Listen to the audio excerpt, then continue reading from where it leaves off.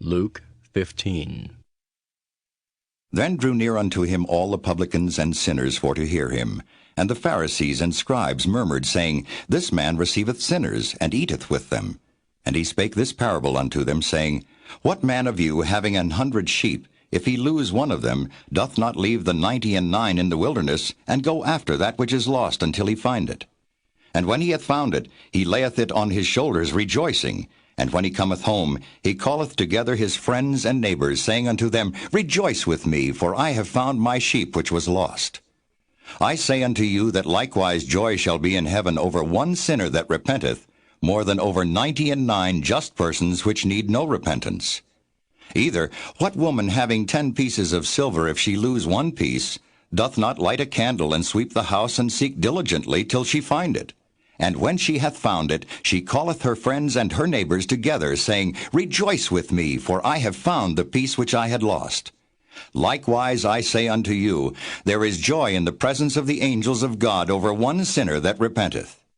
And he said, A certain man had 2 sons, and the younger of them said to his father, Father, give me the portion of goods that falleth to me. And he divided unto them his living. And not many days after, the younger son gathered all together, and took his journey into a far country, and there wasted his substance with riotous living.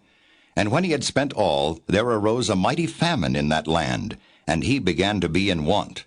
And he went and joined himself to a citizen of that country, and he sent him into his fields to feed swine.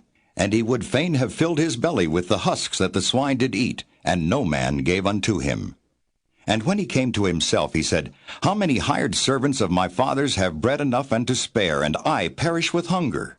I will arise and go to my father, and will say unto him, Father, I have sinned against heaven, and before thee, and am no more worthy to be called thy son. Make me as one of thy hired servants. And he arose and came to his father. But when he was yet a great way off, his father saw him, and had compassion, and ran and fell on his neck, and kissed him. And the son said unto him, Father, I have sinned against heaven and in thy sight, and am no more worthy to be called thy son. But the father said to his servants, Bring forth the best robe, and put it on him, and put a ring on his hand, and shoes on his feet.